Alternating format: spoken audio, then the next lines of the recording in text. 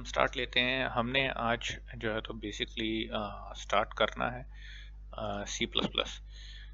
ठीक है, तो सर सी प्लस प्लस कहेंगे? जी सी प्लस प्लस आज स्टार्ट करेंगे। लैंग्वेज अब हम चेंज करने जा रहे हैं। ठीक है, तो उससे रिलेटेड डिस्कशन है वो हम करेंगे कि मतलब क्यों चेंज कर रहे हैं, क्या वजह है, क्या नहीं।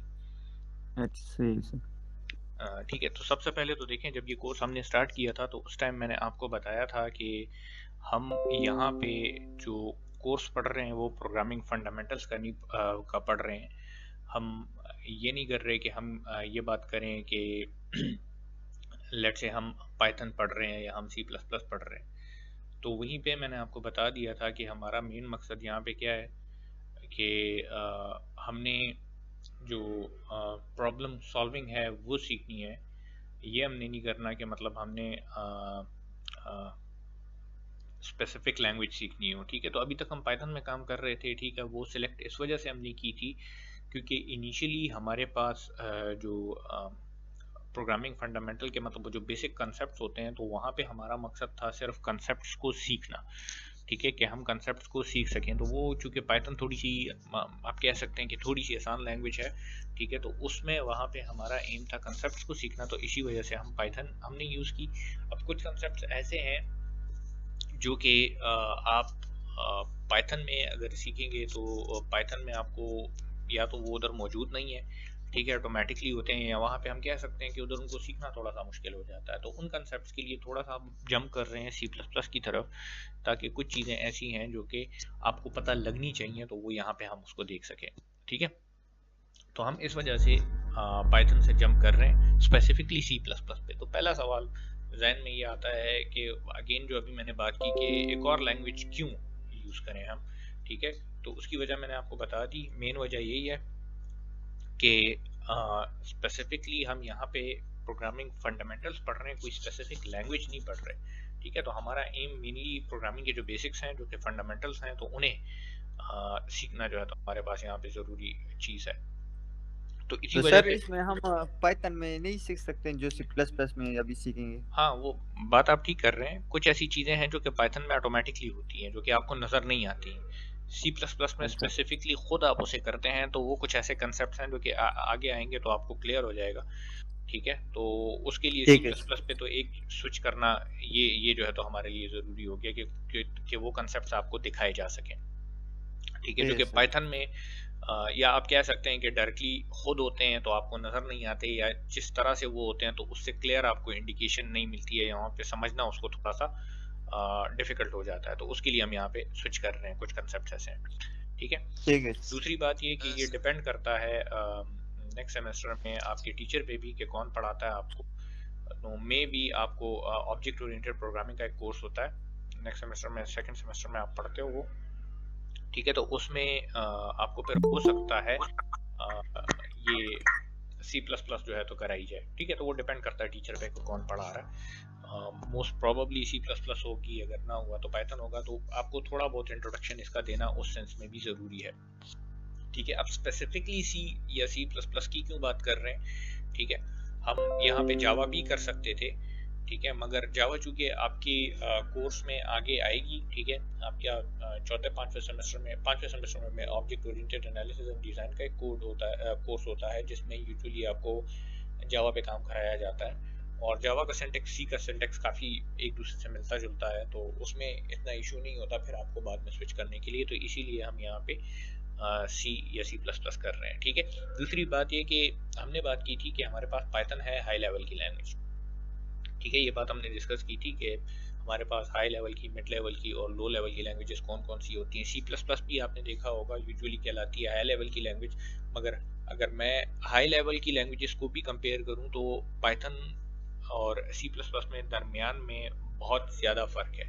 मतलब मैं अगर कहूँ कि सी प्लस प्लस पाइथन अगर फर्ज करें हाई लेवल लैंग्वेजेस के बिल्कुल टॉप पे आता है, ठीक है, तो सी प्लस प्लस उसके बॉटम पे आएगा। इन अ सेंस इस तरह अच्छी या बुरी के सेंस में नहीं कह रहा, मैं इस तरह से कह रहा हूँ कि हमने जब हाई लो लेवल और मीडियम लेवल लैंग्वेज की बात की थी तो हमने कहा था कि लो लेवल की लैंग्वेजेस मतलब हाई से जैसे ही आप नीचे आते जाते हैं तो वो लैंग्वेजेस हमारे पास क्या होती जाती हैं, वो मशीन के करीब होती जाती हैं। मतलब उससे मशीन की अंडरस्टैंडिंग आपको बेहतर होती है, और जितनी हाई लेवल की लैंग्वेजेस होती हैं तो उतना वो यूज़र फ्रेंडली होता है, मशीन से वो दूर होता जाता है। ठीक है, तो इस केस में पाइथन के अगेंस्ट अगर आप सी प्लस प्लस को देखेंगे तो वो मशीन के ज़्यादा करीब है। तो एक तो अगर आप फर्स्ट करें सी प्लस प्लस में काम करते हैं तो आप ये कह सकते हैं कि आपको मशीन की अंडरस्टैंडिंग बेहतर होती है। कि आपको याद होगा जो कि बिल्कुल पहला लेक्चर हमने लिया था जिसमें एक वो वेब सर्च की हमने एग्जांपल ली थी, तो उसमें जगह जगह पे जो जो चीज़ें मैं आपको दिखाता था तो साथ में ये भी दिखाता था कि कहाँ पे कौन सी लैंग्वेज यूज़ हो रही है। तो वहाँ पे आपने देखा होगा कि मैंने लिखा था कि ऑपरेटिंग सिस्टम आपका कोड होता है सी प्लस प्लस में, वेब सर्वर की बात हमने की थी कि ये कोड होता है सी प्लस प्लस में। तो इस तरह की चीज़ें स्पेसिफिक अगर आप वो करना चाहते हैं तो उसके लिए सी प्लस प्लस की अंडरस्टैंडिंग ज़रूरी है, ठीक है। तो इसीलिए भी आप कह सकते हैं कि हमने ये चूज़ किया, ठीक है। अब एक सवाल दरमियान में ये आ जाता है कि क्या मुझे दोनों लैंग्वेजेस का पता होना चाहिए, मतलब पाइथन और सी प्लस प्लस का पता होना चाहिए। तो इन अ सेंस अगर आप देखें तो अगर दोनों लैंग्वेजेस का पता हो तो अच्छी बात है, क्योंकि बाद औक़ात आपको एक्चुअल किसी मतलब रियल वर्ल्ड की इन्वायरमेंट में कहीं सॉफ्टवेयर हाउस में अगर आप काम कर रहे हैं, कहीं पे काम कर रहे हैं, तो उसमें बाद औक़ात इस तरह से होता है कि आपने कोई मॉड्यूल आपको मिलता है जो कि तैयार लेट से पहले से किसी न किसी स्पेसिफिक लैंग्वेज में लिखा होता है, ठीक है। और आप जो अपना सॉफ्टवेयर तैयार कर रहे होते हैं तो वो किसी और लैंग्वेज में लिख रहे होते हैं। तो अब कोड आपके पास ऑलरेडी है तो आपके पास दो ऑप्शंस हैं। जो कोड आपको मिला है उसको कन्वर्ट करें जिस सॉफ्टवेयर में जिस लैंग्वेज में आप कोड कर रहे हैं, ठीक है, या एज इट इज़ जो कोड आपको मिला है उसको रीयूज़ करें किसी तरीके से अपने कोड के साथ, ठीक है। आपने देखा था वो जो एग्जांपल मैंने आपको शुरू में दी थी तो उसमें बहुत सारी लैंग्वेजेस हमने दरमियान में लिखी थी कि ये लैंग्वेज भी है, ये लैंग्वेज भी है, ये लैंग्वेज भी है। तो आपस में ये इंटरेक्ट कर सकती हैं, इतनी बड़ी प्रॉब्लम नहीं है। तो अगर आपको दोनों लैंग्वेजेस की अंडरस्टैंडिंग होती है तो आपको एटलीस्ट इतना पता होगा कि मैंने कहाँ से किस तरह से जो है तो इन दोनों को आपस में एक दूसरे से जोड़ना है एक किस्म का, ठीक है। तो ये चीज़ें ज़हन में रखते हुए हम जो है तो इसको कंटिन्यू करेंगे। इधर तक अगर किसी के ज़हन में कोई कन्फ्यूजन है या अगर कोई सवाल आता है तो आप पूछ सकते हैं। सर ये रिपीट कर देना क्लास रिलेटेड वाले। जी, क्या रिपीट करूँ? हम सी प्लस प्लस कर रहे हैं, ये का है। Okay sir. और क्यों का है ये का है। सर सर ये हम बिल्कुल स्टार्ट से कर लेंगे फिर। हाँ, अब चूँकि यहाँ पे हम लैंग्वेज स्विच करेंगे तो इधर हम बिल्कुल बेसिक्स से स्टार्ट करेंगे अब, ठीक है। जो कि पाइथन में जिस तरह बेसिक्स से हमने स्टार्ट किया था तो एग्जैक्टली यहाँ पे भी हम बेसिक्स से स्टार्ट करेंगे। तो वही चीज़ें अब रिपीट होंगी यहाँ पे आहिस्ता आहिस्ता। कुछ चीज़ें ऐसी होंगी जो कि वहाँ से थोड़ी सी डिफरेंट होंगी, ठीक है, मगर ज़्यादातर चीज़ें चूँकि रिपीट हो रही होंगी तो आपको अंदाज़ा हो जाएगा कि मतलब किस तरह से हम इसको लेके जाएंगे, ठीक है। मगर शुरू से बिल्कुल हमने स्टार्ट करना है। और दूसरी ओके बात ये सर। कि आपको इससे भी ये अंदाज़ा भी हो जाएगा कि जब भी आप एक लैंग्वेज से दूसरे लैंग्वेज में जंप करेंगे या एक लैंग्वेज से दूसरे लैंग्वेज में स्विच करेंगे तो आपको क्या-क्या चीज़ें चाहिए होंगी या किन-किन डिफरेंसेस को आपने पहले देखना होगा, तब जाके जो है तो आप उस लैंग्वेज पे जाके काम करना स्टार्ट करेंगे। तो ये एक ट्रांजिशन हमारी पास जो यहाँ पे आ रही है तो ये आपको उसमें भी हेल्प करेगी, ठीक है। Okay sir. ठीक है जी। तो अगर कोई सवाल किसी का है तो आप पूछ सकते हैं, नहीं है तो हम कंटिन्यू करते हैं। अच्छा, नहीं है कोई सवाल? अच्छा, तो देखें, आप लोगों को याद होगा जब हमने प्रोग्रामिंग स्टार्ट कर रहे थे तो उससे पहले हमने एक चीज़ का जिक्र किया था। हमने कहा था कि हमारे पास कुछ लैंग्वेजेस ऐसी होती हैं जो कि इंटरप्रेटेड होती हैं और कुछ लैंग्वेजेस ऐसी होती हैं जो कि कंपाइल्ड होती हैं, ठीक है। पाइथन हमने कहा था कि इंटरप्रेटेड लैंग्वेज है, ये तो याद है ना सबको, ठीक है। पाइथन इंटरप्रेटेड लैंग्वेज है, उसमें आपके पास यस क्या सर। होता है कि एक एक स्टेटमेंट को उठा के वो उसको इंटरप्रेट करता रहता है। और हमने एक कंपाइल्ड लैंग्वेजेस की बात की थी कि जिसमें क्या होता है कि पूरा का पूरा कोड एक साथ जो है तो क्या होता है, ट्रांसलेट होता है। उसकी हमने बात की थी कि पूरा का पूरा कोड हमारा जो है तो पूरा का पूरा कोड उठाता है वो और उसको ट्रांसलेट करके उसके बाद उसको रन किया जाता है, ठीक है। इसकी मिसाल आपको अगर याद हो तो मैंने वो स्पीच की दी थी कि नेशनल असेंबली में इंटरनेशनल असेंबली में अगर वो जाके फ़र्ज़ करें कोई बंदा वो कर रहा है, तकरीर कर रहा है और वो इंग्लिश में कर रहा है तो वो ट्रांसलेट होके सबको मिल रही है। तो उसके दो रास्ते हैं, एक रास्ता ये है कि वो एक जुमला बोले और वो ट्रांसलेट होके सबको मिले, या ये हो कि वो क्या करे कि पूरी की पूरी तकरीर करे एक ही दफ़ा में और वो जब अपनी तकरीर ख़त्म कर ले तो ट्रांसलेटर उसको फिर उस पूरी की पूरी तकरीर को ट्रांसलेट करके बाकी सारे लोगों को दे दे, ठीक है। तो दो तरीके हमने किए थे। ये जो दूसरी बात थी तो ये कंपाइलर से रिलेटेड बात थी कि हमारा क्या होता है कि सारा का सारा कोड एक साथ देखा जाता है तो अब चूंकि हम कुछ टूल्स की बात करेंगे कि हमें क्या क्या चीज़ें चाहिए होंगी अगर हम C++ में कोड करना चाहते हैं, तो उसकी तरफ आते हैं। सबसे पहली बात तो ये कि हमने जब पाइथन में कर रहे थे तो हमने वहाँ पे ऐसे किया था कि एनाकोंडा इंस्टॉल कर लिया था, उससे हमारे पास इंटरप्रेटर भी आ जाता था पाइथन का और जितने टूल्स थे वो सारा कुछ आ जाता था। तो यहाँ पे अब C++ के केस में हमारे पास ऑप्शंस बहुत ज़्यादा हैं, ठीक है। मतलब सबसे पहली चीज़ जो हमें चाहिए तो वो हमें चाहिए होगी C++ का कंपाइलर, ठीक है, जो कि हमें कोड कंपाइल करके देगा। उसके बाद कोड हम किसी चीज़ में भी लिख सकते हैं, जिस तरह पाइथन का हम कह रहे थे ना कि किसी भी एडिटर में हम कोड लिख सकते हैं, इसी तरह C++ का कोड भी हम किसी भी एडिटर में लिख सकते हैं। वो डिपेंड करता है कि आपको कौन सा अच्छा लगता है, ठीक है, या आप किसको बेहतर समझते हैं। तो जिसके साथ आप ज़्यादा कंफर्टेबल हों उसको यूज़ करेंगे हम, उसको आप यूज़ करेंगे। और मतलब यहाँ पे मैं आपको ऑप्शंस बहुत सारी दे दूंगा, फिर आप आगे आपकी मर्जी है जिसको आप यूज़ करना चाहते हैं। तो सबसे पहले तो हमें कंपाइलर चाहिए होगा। अब कंपाइलर कहाँ से मिलेगा और कंपाइलर का नाम क्या है, ठीक है। आपके पास एक कंपाइलर है C++ का जो कि बहुत ज़्यादा मशहूर है, जिसे GNU C++ कंपाइलर कहा जाता है, GNU C++ कंपाइलर, सही है। एक ओपन सोर्स जो है तो ये वो है, ठीक है। आपको बहुत सारी और भी कंपाइलर्स मिल जाएंगे, माइक्रोसॉफ्ट की तरफ से है। अगर आप फर्ज करें माइक्रोसॉफ्ट विजुअल स्टूडियो इंस्टॉल करते हैं तो उसके साथ बिल्ट इन आता है उसका कंपाइलर। यहाँ पे जो टूल मैं आज आपको दिखाऊंगा, ठीक है, तो उसका नाम है कोड ब्लॉक्स, ठीक है। उसमें ऑप्शन आती है, आप कंपाइलर के बगैर भी डाउनलोड कर सकते हैं उसको, कंपाइलर के साथ भी डाउनलोड कर सकते हैं, ठीक है। विंडोज़ पे भी है, लिनक्स पे भी है। तो जो लोग यूबंटू पे काम करना चाहते हैं वो भी यूज़ कर सकते हैं, जो लोग विंडोज़ पे काम करना चाहते हैं वो भी यूज़ कर सकते हैं, ठीक है। तो सबसे पहले तो मैं दिखा देता हूँ कि मिलेगा कहाँ से और डाउनलोड किस तरह से इसको करना है। तो इसको अच्छी तरीके से देख लें।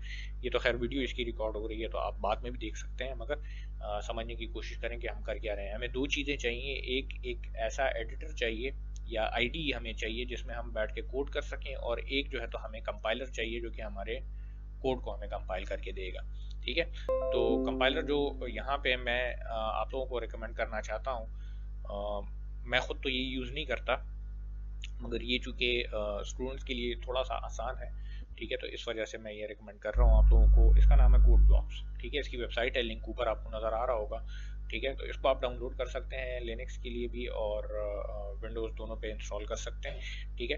तो मैं चूँकि अभी विंडोज़ पे हूँ तो यहाँ पे मैं डाउनलोड्स में गया, ठीक है। और डाउनलोड में जब गया, ये डाउनलोड द बाइनरी रिलीज, इस पर मैंने क्लिक किया और यहाँ पे आए। आप जब डाउनलोड करेंगे इसे, ठीक है, तो ये देखें दो आपको लिंक्स बता रहा है, एक sourceforge.net से और ये fossहब से। ये वाला लिंक यूजुअली डाउन होता है, ठीक है। तो आप इस पे क्लिक कर लें, ये fossहब पे। मगर यहाँ पे देखें कोड ब्लॉक्स का वो वाला वर्जन डाउनलोड करें जिसके साथ ये मिन GW लिखा हो। अब ये मिन GW क्या है, ये असल में आपको G++ का कंपाइलर इंस्टॉल करके देता है। GNU C++ का कंपाइलर, जिसे हम इन शॉर्ट G++ कहते हैं, वो इंस्टॉल करके देता है, ठीक है। तो इधर fossहब पे मैंने क्लिक किया, ठीक है। और यहाँ पे जब आप आए तो ये मुख्तलिफ वर्जन आपको दिखाएगा, डिफरेंट फाइल्स दिखाएगा। सिंपली एक तो आपने देखा वो डाउनलोड का मेरे पास ऑप्शन आ गई थी, मैंने कैंसिल कर दिया था। मगर यहाँ पे देखें, अगर आपके पास डायरेक्टली वो नहीं आती तो ये वाला आपने डाउनलोड करना है जिसमें लिखा हुआ है इंक्लूडिंग कंपाइलर, ठीक है। तो इसके साथ ही आपके पास कंपाइलर इंस्टॉल हो जाएगा, आपको कोई एक्स्ट्रा चीज़ करने की ज़रूरत नहीं पड़ेगी, ठीक है। एक दफ़ा आप डाउनलोड कर लें इसको तो सिंपली इंस्टॉलेशन का तरीका इसका बड़ा सिंपल है। इसे नेक्स्ट करके जो है तो आप इंस्टॉल कर सकते हैं। अगर फ़र्ज़ करें आप लिनक्स पे हैं, मतलब स्पेसिफिकली यूबंटू पे हैं, तो वहाँ पे आप कमांड टाइप करेंगे इसके लिए, ठीक है। उसके सॉफ्टवेयर सेंटर से आपको डायरेक्टली यूबंटू का सॉफ्टवेयर सेंटर खोलेंगे तो वहाँ से डायरेक्टली भी आपको कोड ब्लॉक्स मिलता है, उधर से भी इंस्टॉल कर सकते हैं। मगर बाज़ औक़ात वो काम नहीं करता, या अगर किसी के पास पुराना वर्जन है या कुछ वो है नहीं हो रहा, तो आप डायरेक्टली वहाँ पे टर्मिनल खोल के, मैं इधर नोटपैड खोल के आपको वो कमांड बता देता हूँ। आप लिखेंगे sudo apt-get install code blocks, ठीक है। ये लिख लेंगे आप तो आपके पास वहाँ पे भी इंस्टॉल हो जाएगा, लिनक्स में भी काम करता है, ठीक है। जो आपके पास लिनक्स है तो वहाँ पे अब जो यूबंटू है तो वहाँ पे आपके पास जो कंपाइलर है G++ का, वो बाज़ औक़ात इंस्टॉल होता है, बाज़ औक़ात इंस्टॉल नहीं होता। कुछ वर्जन्स में मौजूद होता है, कुछ वर्जन्स में नहीं होता, ठीक है। तो इसके साथ लिनक्स पे अगर आप ये कमांड लिखेंगे तो कंपाइलर बाज़ औक़ात नहीं आता, ठीक है। तो कंपाइलर को चेक करने का तरीका मैं आपको बता रहा हूँ मैंने एक और एक्स्ट्रा वीडियो भी बनाई है, हो सकता है कि कुछ लोगों ने देख ली हो, जिसमें ये सारी चीज़ें मैं एक्सप्लेन कर चुका हूँ, मगर चूंकि अब हम क्लास ले रहे हैं तो इधर मैं एक्सप्लेन करूँगा इसको। ठीक है, तो इससे आपके पास सिर्फ और सिर्फ कोड ब्लॉक्स आ जाएगा। लिनक्स की बात कर रहे हैं, विंडोज़ की नहीं। विंडोज़ में चूंकि हम कंपाइलर के साथ डाउनलोड कर रहे हैं तो कोई इशू नहीं है, हमें हमारे पास कंपाइलर आ जाएगा। मगर आप अगर लिनक्स में हैं और सिर्फ ये कमांड चलाते हैं तो आपके पास सिर्फ और सिर्फ कोड ब्लॉक्स आएगा। बाज़ औक़ात इस तरह से होता है कि यूबंटू की कुछ वर्जन्स में आपके पास जो है तो G++ का कंपाइलर पहले से मौजूद होता था। ठीक है, तो अगर मौजूद है तो उसको चेक कैसे करेंगे कि मौजूद है कि नहीं है, ताकि फिर हम अलग से इंस्टॉल कर सकें। तो सबसे पहले मैं तो चूंकि विंडोज़ पे हूँ तो मैं यहाँ पे कमांड प्रॉम्प्ट खोलूँगा। ठीक है, कमांड प्रॉम्प्ट मैंने खोला। ठीक है, लिनक्स पे आप होंगे तो आप टर्मिनल खोलेंगे। ठीक है, और एग्जैक्टली यही कमांड जो मैं यहाँ पे टाइप कर रहा हूँ ये टाइप करने जाएंगे। ठीक है, मेरे पास यहाँ पे करंटली कंपाइलर इंस्टॉल्ड है तो कोई इशू नहीं होगा। मैं कमांड लिखता हूँ, देखें मैं लिखता हूँ G++। ठीक है, G++ मैंने यहाँ पे लिखा। अब ये कंपाइलर का नाम है। ठीक है, और जब आप कोड को कंपाइल करते हैं तो कमांड भी यही देते हैं। तो मैं G++ यहाँ पे मैंने लिखा, मैंने इंटर दबाया और अब इसने जो ये एरर दिया है तो इसे थोड़ा सा एनालाइज करते हैं। सबसे पहले तो देखिए इसने कहा है कि नो इनपुट फाइल्स। इसका मतलब ये है कि इसे पता लग गया है कि G++ कोई चीज़ है जिसे ये रिकग्नाइज कर रहा है। नीचे लिखा हुआ है कंपाइलेशन टर्मिनेटेड। तो सबसे पहली बात तो ये कि जब मैं कोड लिखता हूँ तो मैंने किसी स्पेसिफिक कोड को कंपाइल करना होता है। ठीक है, तो इसे चूंकि वो कोड की फाइल नहीं मिली तो इसलिए कह रहा है कि कोई इनपुट फाइल नहीं।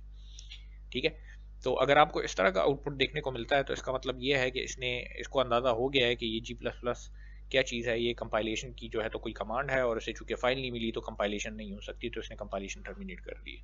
ठीक है, तो इसका मतलब ये G++ इंस्टॉल्ड है। अगर आपको ये इस तरह का एरर देता है कि G++ कमांड नॉट फाउंड, चाहे लिनक्स पे हो चाहे विंडो पे हो, तो इसका मतलब ये है कि आपके पास कंपाइलर नहीं है इंस्टॉल। विंडोज़ में नहीं होता पहले से, लिनक्स में यूबंटू के कुछ वर्जन्स में पहले से मौजूद होता है।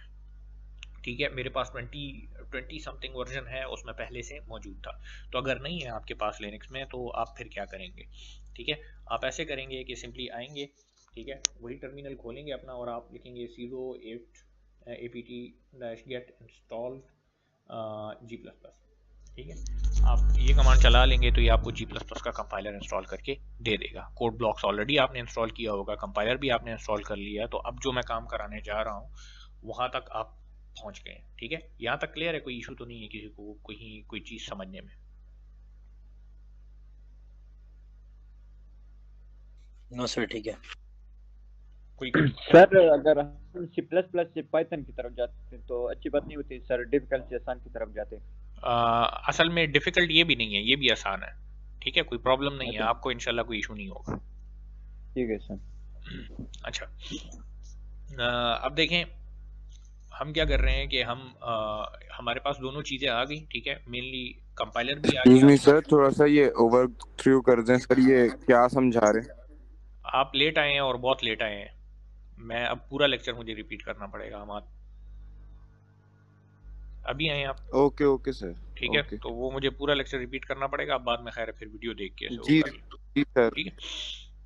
अच्छा, एक दफ़ा मेरे पास कंपाइलर भी आ गया और जो IDE है वो भी मेरे पास आ गई, तो चाहे मैं लिनक्स पे हूँ चाहे विंडोज़ पे हूँ अब मैं यूज़ कर सकता हूँ। तो कोड ब्लॉक्स आप इंस्टॉल करेंगे तो इसका इंटरफेस इस तरह से नज़र आता है। पहली दफ़ा खोलते हैं तो इस तरह की कोई विंडो आपको नज़र आती है। ठीक है, इसमें आपको बेसिकली क्या करना पड़ता है कि जब भी आप कोड करना चाहते हैं तो एक प्रोजेक्ट बनाना पड़ता है। ठीक है, तो एक तो आपको यहाँ पे ये मिडिल में नज़र आ रहा होगा क्रिएट न्यू प्रोजेक्ट, या आप यहाँ पे अगर फाइल में जाएंगे तो इधर यहाँ पे आपको नज़र आ रहा होगा न्यू में जब आप क्लिक करेंगे तो यहाँ पे ये प्रोजेक्ट नज़र आएगा। ठीक है, तो मैं क्लिक करता हूँ इस पर, प्रोजेक्ट क्रिएट किया। ये आपको कोई एक बड़ी सी विंडो दे देता है जिसमें बहुत सारी इन्फॉर्मेशन है। ठीक है, तो इसमें अगर C++ का कोड आप करना चाहते हैं सिंपल, तो यहाँ पे ये कंसोल एप्लीकेशन लिखा हुआ है, इस पर क्लिक करें। ठीक है, और इधर गो पे क्लिक कर दें। ठीक है, ये विंडो दे देगा आपको। नेक्स्ट करें यहाँ से, यहाँ पे देख लें पूछ रहा है कि मेक अ सिलेक्शन, C का कोड करना चाहते हैं C++ का करना चाहते हैं। तो हम चूंकि C++ में कोड करना चाह रहे हैं तो इसको मैं नेक्स्ट कर दूंगा। ठीक है, और यहाँ पे ये मुझे कह रहा है कि आपका फोल्डर कौन सा होगा, इस फोल्डर में मैं प्रोजेक्ट जाके बनाऊंगा। तो बेसिकली इस प्रोजेक्ट का यहाँ पे एक फोल्डर बन जाएगा। ठीक है, तो इसको आप चेंज कर सकते हैं वो करके, ये जो साइड पे बटन है इस पर क्लिक करके। ठीक है, तो प्रोजेक्ट का टाइटल लेट्स से मैं देता हूँ फर्स्ट के नाम से। ठीक है, तो ये मेरे प्रोजेक्ट का टाइटल हो जाएगा। वो बता रहा है कि जो फाइल बनेगी प्रोजेक्ट के लिए तो वो ये बन रही है। मैंने नेक्स्ट किया। यहाँ पे और किसी चीज़ को चेंज करने की आपको ज़रूरत नहीं है, ऐसे सिंपली फिनिश कर दें। ठीक है, तो यहाँ पे देखें मेरे पास लेफ्ट साइड पे अगर आप देखें तो इधर प्रोजेक्ट्स लिखा हुआ है, इसमें आपको ये फर्स्ट के नाम से प्रोजेक्ट नज़र आ रहा है और उसके बाद एक सोर्सेस का फोल्डर नज़र आ रहा है जिसके अंदर ये main.cpp एक फ़ाइल इसने मुझे बना के दे दी है। ठीक है, तो हमने बात की थी कि बाद औक़ात इस तरह से होता है कि कुछ आईडीज़ ऐसी होती हैं जो कि ज़्यादातर काम आपको खुद करके दे देती हैं। जैसे अब इसने क्या किया है कि एक इनिशियल फाइल मुझे उसने बना के दे दी है जिसमें कुछ कोड भी पहले से मौजूद होगा। ठीक है, तो वो कोड मैं इससे मिटा दूंगा। मगर ये बात याद रखें कि हम चूंकि अब C++ में काम कर रहे हैं तो वहाँ पे पाइथन में जब हम थे तो जो फाइल की एक्सटेंशन वहाँ पे हमारे पास होती थी पाइथन की, तो वो .py के नाम से होती थी। ठीक है, पाइथन। यहाँ पे चूंकि C++ में है तो इसी वजह से यहाँ पे हमारी जो फाइल होगी तो वो .cpp की एक्सटेंशन के साथ होगी। ठीक है, इस फाइल को मैं डबल क्लिक करके ओपन करता हूँ, ये फाइल मेरे पास आ गई। इसके अंदर कुछ कोड है। ठीक है, ये कुछ कोड इसके अंदर लिखा हुआ है जो कि आपको नजर आ रहा है, इसे मैंने सिंपली यहाँ से हटा दिया। ठीक है, क्योंकि कोड को हम सर ये लाइब्रेरी है ना? जी, लाइब्रेरी है C++ की। कौन सी? सर ये जो भी थी कोड कोड को छोड़ दें, कोड की तरफ आते हैं अभी थोड़ी देर से। ठीक है, इसे डिस्कस करेंगे कोड को।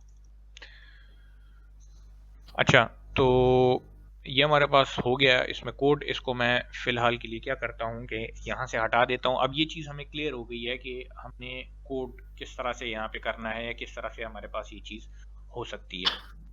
ये तो एक चीज़ हो गई कि हमारे पास आईडी मौजूद है जिसके थ्रू हम अपना कोड जो है तो चला सकते हैं या वो कर सकते हैं। मगर अगर फ़र्ज़ करें आपके पास आईडी आप यूज़ नहीं करना चाहते, इसके बगैर आप काम करना चाहते हैं, तो आप अपना कोड खुद से लिख के किसी भी टेक्स्ट एडिटर में जो कि आपको अच्छा लगता है, ठीक है, बहुत सारी ऑप्शंस आपके पास हैं, उसमें कोड लिख के डायरेक्टली कमांड के थ्रू भी अपने कोड को चला सकते हैं। ठीक है, तो वो तरीका मैं थोड़ा सा बाद में जाके आपको बता दूंगा। मगर सबसे पहले हम ऐसे करते हैं कि इधर एक प्रोजेक्ट मैंने बनाया था और उसको मैं खोल लेता हूँ। उसके अंदर कुछ फाइल्स हैं मेरे पास।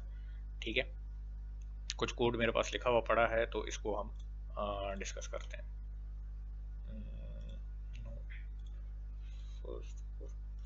Close project. सर ये C++ है या C है? C++ है। सर अभी हम C++ स्टार्ट से करेंगे या पाइथन में हमने जहाँ तक डिक्शनरी तक किया था उसके बाद करेंगे? असल में चक्कर ये है कि यहाँ पे अब जो वो है जो काम हम करेंगे तो उसमें कुछ चीज़ें हमें रिपीट करनी पड़ेंगी। हम बेसिक से इसके स्टार्ट लेंगे। ठीक है सर। ठीक है, अच्छा अब यहाँ पे देखें हम क्या करने जा रहे हैं। हमारे पास कंपाइलर भी आ गया और हमारे पास आईडी भी आ गई। ठीक है, तो अब हम क्या करेंगे कि यहाँ पे कोड लिख के अपने कोड को रन करेंगे। अब सबसे पहली बात ये कि कुछ चीज़ें हैं जो कि मैं यहाँ पे डिस्कस करना चाहता हूँ, बिल्कुल बेसिक्स हैं। उसके बाद मैं ऐसे करूँगा कि मैं इस आईडी से निकल के एक बाहर जो है तो यही कोड आपको खोल के दिखाऊंगा और उससे रिलेटेड कुछ बातें आपको बताऊंगा, क्योंकि मैं चाहता हूँ कि आपको पता लगे कि किस तरह से कोई फाइल कहाँ पे जाती है जब ये प्रोजेक्ट मैं बनाता हूँ, और कहाँ पे मेरी फाइल पड़ी होती है, मेरा कोड कहाँ पे पड़ा होगा, जो फाइल रन हो रही है वो कहाँ पे पड़ी होगी, वगैरह वगैरह। ये चीज़ें आपको पता होनी चाहिए।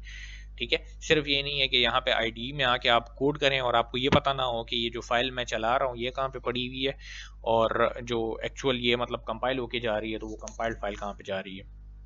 ठीक है, ये बातें हमने ध्यान में रखनी है। तो सबसे पहले तो इस कोड को थोड़ा सा समझते हैं। ठीक है, जिन लोगों ने प्रोग्रामिंग पढ़ी हुई है पहले, ICS किया हुआ है, तो उन्होंने हो सकता है उन्हें ये पता हो, मगर फिर भी ये चीज़ें मैं रिपीट करूंगा। अब हम क्या कर रहे हैं कि बिल्कुल वापस रीसेट हो रहे हैं, बेसिक्स पे जा रहे हैं। तो बेसिक्स से स्टार्ट करेंगे और उसके बाद जो है तो आगे हम जाएंगे।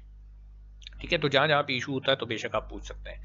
अच्छा, अब यहाँ पे देखें, ऊपर आपको नजर आ रहा होगा ये एक स्टेटमेंट लिखी हुई है #include stdio.h।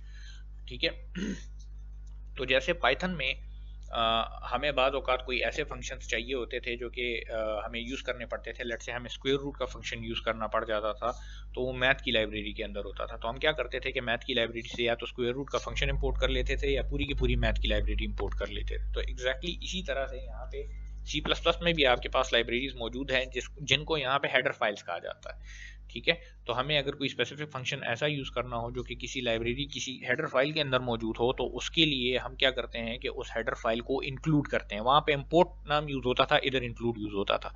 तो सिंटेक्स उसका क्या है, आप लिखते हैं #include। ठीक है, पाइथन में हैश यूज़ होता था कमेंट के लिए, यहाँ पे कमेंट के लिए हैश यूज नहीं होता, ठीक है, बिग डिफरेंट चीज यूज होती है, तो उसकी बात हम कर लेंगे, ठीक है। यहाँ पे देखें सिंटेक्स क्या है, हमने लिखा हैश इंक्लूड, ठीक है, उसके बाद ये ब्रैकेट्स लगी हैं आपके पास, ठीक है, और इसके अंदर हमने जो हेडर फाइल है तो उसका नाम लिख दिया stdio.h, ठीक है।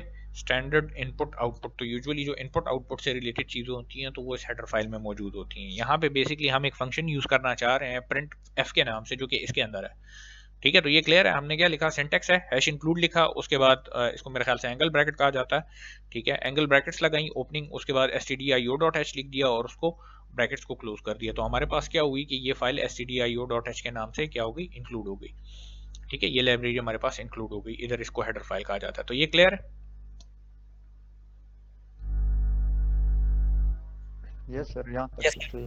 अच्छा, सर किस चीज की लाइब्रेरी है? ये अभी मैं आपको बताता हूँ, हम नीचे ये एक प्रिंट एफ का फंक्शन यूज कर रहे हैं, उसके लिए इंपोर्ट किया हुआ है इसको हमने, ठीक है, ये फंक्शन इसके अंदर मौजूद है, ओके सर। ठीक है। अच्छा, अब हम आते हैं आगे, कुछ चीजें हैं जिसको डिस्कस करने जा रहे हैं।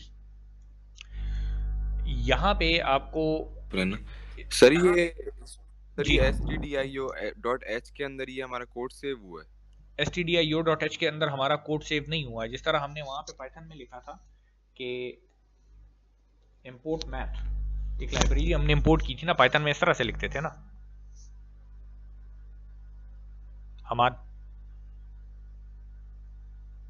यस सर जी, हाँ। जी।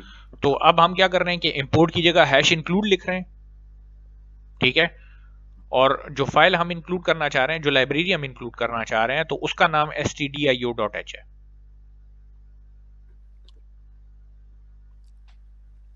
क्लियर है कि नहीं? ओके सर, ठीक है, इसका सिंटेक्स ये है कि ये एंगल ब्रैकेट्स लगते हैं इसके आगे पीछे और इंक्लूड के साथ हैश लगता है, ठीक है। वहां पे इंपोर्ट stdio.h कोई फाइल है?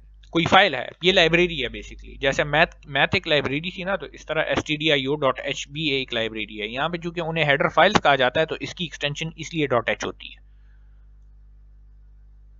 Okay sir, okay. ठीक है। अच्छा, अब यहाँ पे देखें, आप बाकी चीज को छोड़ दें, ये मेन के साथ ब्रैकेट लगी हुई है, ठीक है, और ब्रैकेट कौन सी लगी हुई है, पैरेंथेसिस लगी हुई है। तो हम जब पाइथन में कोई फंक्शन डिफाइन करते थे तो हम कैसे करते थे, फंक्शन का नाम लिखते थे, उसके बाद उसकी स्क्वायर ब्रैकेट आती है, ये पैरेंथेसिस आते थे ना, ठीक है। तो ये एक्चुअली जो यहाँ पे ये मेन आपको नजर आ रहा है, ठीक है, तो ये हमारा एक फंक्शन है, ठीक है, और यहाँ पे पैरेंथेसिस की लगी हुई है, इसका मतलब ये है कि कोई पैरामीटर साथ में नहीं है, ठीक है। तो हमें पता कैसे लग रहा है कि फंक्शन है, सबसे पहले तो यहाँ पे देखें पैरेंथेसिस लगी हुई है इसके बाद, ये क्लियर है? Yes sir. अब देखें, वहां पे हमने बात की थी पाइथन में कि हमारे पास जो वेरिएबल्स होते हैं, ठीक है, तो उनकी वैल्यू चेंज हो सकती है। अगर हम फर्ज करें पहले एक वेरिएबल डिक्लेयर करते हैं और उसे कोई वैल्यू देते हैं, और मतलब लेट्स से कोई इंटीजर वैल्यू दे देते हैं, और बाद में उसी वेरिएबल को हम स्ट्रिंग असाइन कर देते हैं, तो उसकी डेटा टाइप भी चेंज हो जाती है, स्ट्रिंग हो जाती है। मगर C++ में हमने कहा था कि हम जब वेरिएबल डिक्लेयर करते हैं तो हम क्या करते हैं कि हम कोई स्पेसिफिक डेटा टाइप उसे पहले देते हैं, ठीक है। हम कहते हैं कि या तो ये इंट है या फ्लोट है या स्ट्रिंग है, पहले बताते हैं कि ये डेटा टाइप है इसकी, उसके बाद उसमें वैल्यू डालते हैं। तो वैल्यू तो चेंज हो सकती है मगर उसकी बाद में डेटा टाइप चेंज नहीं हो सकती, ठीक है। ये बात जब हम वेरिएबल्स पढ़ रहे थे तो उस टाइम मैंने आपको बता दी थी कि C++ में इस तरह से होता है। पाइथन में डेटा टाइप चेंज हो सकती है, जब आप वैल्यू चेंज करते हैं, डिफरेंट डेटा टाइप की देते हैं तो उसकी डेटा टाइप चेंज हो जाती है। C और C++ में ऐसा नहीं है, आप जब वेरिएबल डिक्लेयर करते हैं तो आप पहले जो है तो उसके साथ उसकी डेटा टाइप बताते हो, ठीक है। तो ये क्लियर हो गया। तो यहाँ पे हमें जो है तो डेटा टाइप के नाम जगह जगह पे नजर आएंगे। इसी तरह जब फंक्शन से आप कोई वैल्यू रिटर्न करते हैं पाइथन में, तो आप मेंशन नहीं करते कि इस फंक्शन से किस तरह की वैल्यू रिटर्न होनी है, किस टाइप की वैल्यू रिटर्न होनी है, ठीक है। हम जब वहां पे फंक्शन डिफाइन करते थे तो हम डेफ का कीवर्ड लिखते थे, फिर फंक्शन का नाम और फिर पैरेंथेसिस लिखते थे। मतलब फॉर एग्जांपल अगर मैं इधर ही इसको लिखूं तो हम इस तरह से लिखते थे, ऐसे लिखते थे पाइथन में, ठीक है। अगर यही मेन का फंक्शन मैं वहां पे डिफाइन करता, ठीक है, तो ऐसे उसको लिखा जाता था। मगर यहाँ पे चूंकि अब हम C++ पे हैं तो हम कहेंगे कि ये मेन का फंक्शन है, ठीक है। इधर एक तो पहले ये आपके पास ये कोलन नहीं लगता। दूसरी बात ये कि यहाँ पे फंक्शन के नाम से पहले आप बताते हैं कि इस फंक्शन से किस टाइप की वैल्यू रिटर्न होगी, ठीक है। तो हमारे पास मेन से यहाँ पे हम इसे कह रहे हैं कि इंटीजर रिटर्न हो रहा है, ठीक है। और फिर जब आप कहते हैं कि इस टाइप की वैल्यू रिटर्न होगी तो फिर आप वैल्यू रिटर्न की स्टेटमेंट भी लाइन भी अंदर लिखते हैं। तो इसी वजह से यहाँ पे क्या लिखा हुआ है, रिटर्न 0 लिखा हुआ है, ठीक है। अब इसको इंट ही क्यों रखते हैं और इधर रिटर्न क्यों 0 लिखा हुआ है, तो इसकी डिस्कशन हम बाद में करेंगे, ये आपको मैं समझा दूंगा कि क्या वजह है इसकी। ठीक है, तो फिलहाल आप फिलहाल के लिए आपने ये समझना है कि ये मेन का फंक्शन है। अब मेन ही क्यों है इसका जिक्र हम करते हैं, मगर यहाँ पे हम इसकी रिटर्न टाइप कह रहे हैं कि इंट है और इधर से 0 रिटर्न कर रहे हैं। ठीक है, अच्छा अब सबसे पहली बात तो ये कर लेते हैं कि इसका नाम मेन क्यों है। ठीक है, आपके पास C++ के किसी भी प्रोग्राम में एक फंक्शन एटलीस्ट लाजमी मेन के नाम से होता है। ठीक है, मेन के नाम से एक फंक्शन होता है और आपके प्रोग्राम का एंट्री पॉइंट, मतलब हम जो कहते हैं कि कोड जहाँ से चलना स्टार्ट होता है तो वो मेन से ही चलना स्टार्ट होता है। इसका मतलब ये है कि मुझे कैसे पता लगेगा कि प्रोग्राम की पहली स्टेटमेंट कौन सी लगेगी। अब हम इंटरप्रेटर में नहीं है, ठीक है, अब हम कंपाइल्ड लैंग्वेज में है, तो डिफरेंस है। ठीक है, लाइन बाय लाइन एग्जीक्यूट नहीं हो रहा, ये पूरा का पूरा एक साथ कंपाइल होगा। तो सबसे पहली जो चीज रन होगी वो आपके पास मेन की पहली स्टेटमेंट होगी। ठीक है, तो इस फंक्शन का नाम हमेशा मेन रहेगा। अगर आपके C++ के किसी प्रोग्राम में मेन नहीं है तो आपको एरर देगा। ठीक है, तो मेन हम यहाँ पे देते हैं। ठीक है, क्यों देते हैं वो मैंने बता दिया। ठीक है, मेन का फंक्शन पहले से मतलब आपको एटलीस्ट एक रखना पड़ता है इसके अंदर। ये क्लियर हो गया, किसी को इशू तो नहीं है इसमें? सर ये इंट की समझ नहीं है, इंट क्या होता है? देखें, पाइथन में हमने कहा था कि हमारे पास फंक्शन है और फंक्शन कोई चीज रिटर्न कर सकता है। ठीक है, फंक्शन कोई वैल्यू रिटर्न करता है ना, तो पाइथन में हम चूंकि डेटा टाइप्स नहीं लिखते हर एक चीज के साथ, तो इसीलिए वहां पे हम ये भी नहीं लिखते कि फंक्शन रिटर्न क्या कर रहा है, मतलब फंक्शन से हमें वापस क्या वैल्यू मिल रही है। ठीक है, उसकी टाइप हम नहीं लिखते। C++ में हर एक चीज के साथ हम डेटा टाइप मेंशन करते हैं, चाहे वो वेरिएबल डिक्लेयर करते हैं। मतलब फॉर एग्जांपल मैं एक वेरिएबल डिक्लेयर करना चाहता हूँ इंट और a के नाम से। ठीक है, तो पहले मैं लिखूंगा इंट और फिर मैं लिखूंगा a। इसका मतलब यह है कि a एक वेरिएबल है, ठीक है, और उसकी डेटा टाइप क्या है, इंट है। ठीक है, तो एग्जैक्टली इसी तरह से अब यहाँ पे देखें, इस a में मैं चाहे कोई भी वैल्यू रख दूं। फॉर एग्जांपल मैं फिलहाल 5 रखता हूँ इसके अंदर, तो मैं बाद में इसको चेंज करके जैसे पाइथन में करते थे तो 8 तो कर सकता हूँ, मगर इसको मैं ये नहीं कर सकता। वो किस वजह से? क्योंकि ये मैं स्ट्रिंग से दे रहा हूं और उसे मैंने कहा है कि इसकी डेटा टाइप इंट है। ये क्लियर है अब्दुल्ला? ये क्लियर है? यस सर, ये क्लियर है सर। तो इसे मैं अब हटा देता हूं। इसी तरह फंक्शन से हम कोई वैल्यू रिटर्न कर सकते हैं ना, माइक ऑफ ना करें। ठीक है, यस सर। हाँ, तो C++ में जो फंक्शंस हैं, तो चूंकि अब हम C++ में टाइप बताते हैं कि वैल्यू क्या है, ठीक है, तो इसी वजह से मैं बताऊंगा कि ये जो मेरा फंक्शन है मेन का, इससे किस टाइप की वैल्यू रिटर्न होगी। तो इधर मैंने मेंशन किया है कि इंट टाइप की वैल्यू रिटर्न होगी। ठीक है, yes, अब इसका मतलब यह है कि ये फंक्शन इंट के अलावा कुछ और रिटर्न नहीं कर सकता, वरना तो एरर आएगा। क्लियर हो गया? ठीक है, अब इसकी टाइप इंट ही क्यों रखते हैं इसका जिक्र भी करेंगे, और इधर से मैं 0 क्यों रिटर्न कर रहा हूँ इसका जिक्र भी करेंगे। मगर फिलहाल के लिए ये समझें कि ये इंट मेन ये सिंटेक्स है, इसी तरह से लिखा जाता है, और यहाँ से रिटर्न 0 हम इस वजह से कराते हैं क्योंकि एक दफा जब आपने बोल दिया कि ये कोई वैल्यू रिटर्न करेगा तो आपको फिर कुछ ना कुछ रिटर्न करना पड़ता है, इसीलिए हम 0 रिटर्न कर रहे हैं। ओके सर, सही है सर। ठीक है, अच्छा अब यहाँ पे देखें, हम सिंपल एक हेलो वर्ल्ड का प्रोग्राम लिखने जा रहे हैं जो कि पहले पाइथन में लिखा था। तो पाइथन में क्या समझ में नहीं आया राफे? सर ये क्यों जरूरी है कि हम मेन ही रखें, एक फंक्शन का नाम मेन ही रखें? सर ये क्यों जरूरी है? देखें, ये सिर्फ इस लैंग्वेज में नहीं है, बहुत सी लैंग्वेजेस में इस तरह से है। ठीक है, ये एक प्री डिफाइंड आप कह सकते हैं कि इसका एक बिहेवियर इस तरह से है कि ये क्या करता है कि जब कोड रन होता है तो इसे कोई एंट्री पॉइंट तो चाहिए होता है ना, कि कहाँ से मैं कोड को रन करना स्टार्ट करूंगा। ये बात तो क्लियर है ना? ठीक है, तो इंटरप्रेटेड लैंग्वेज में तो इसे पता है कि जो सीक्वेंस में इसे पहली स्टेटमेंट मिल रही है उधर से ये स्टार्ट लेगा। ठीक है, उधर से 1 बाय 1 कोड को देखता जाएगा और नीचे जो जो स्टेटमेंट इसे एग्जीक्यूट करने के लिए मिलेगी वो एग्जीक्यूट करेगा। ठीक है, ये तो क्लियर है ना? इंटरप्रेटर का तो पता है ना, वो सेंटेंस बाय सेंटेंस की बात कर रहे हैं। ठीक है, अब यहाँ पे इसे चूंकि जब कोड मिलेगा तो आप देखेंगे कलेक्टिवली एक बड़ा चंक एक साथ मिलेगा, पूरा का पूरा एक साथ मिलेगा ना इसे। क्या सर, दोबारा बोलिएगा? देखिए, जब C++ का कोड मिलेगा, ये कंपाइल्ड लैंग्वेज है ना, तो ये कंपाइल होगी। ठीक है, तो इसे पूरा का पूरा चंक एक साथ मिलेगा ना। जी सर, बिल्कुल। तो अब इसने कोड को रन कहाँ से करना है, उसके लिए इसे एक चीज चाहिए। मेन वैसे पाइथन में भी होता है, ठीक है, वहां पे भी मौजूद होता है। अभी तक हमने मेंशन नहीं किया, मगर वहां पे भी आपको मेंशन करने का तरीका बता दूंगा। तो इसे एक ऐसा पॉइंट चाहिए होता है जहां से ये अपने कोड को एग्जीक्यूट करना स्टार्ट करेगी। कौन सी ऐसी चीज होगी, कौन सा ऐसा फंक्शन होगा जिसे मैं एग्जीक्यूट करना चाहूंगा। तो इन्होंने डिसाइड किया कि बस इसको मेन नाम देना। ठीक है। तो अच्छा सर, मकसद जब भी हम कोड करेंगे तो ये मेन के साथ करेंगे? मेन के साथ करेंगे, मेन का फंक्शन आपके पास लाजमी होगा। ठीक हो गया सर। ठीक है, तो मेन का फंक्शन आ गया सर हमारे पास। सर अगर कोई दूसरा फंक्शन डिफाइन करना हो फिर भी मेन यूज हो?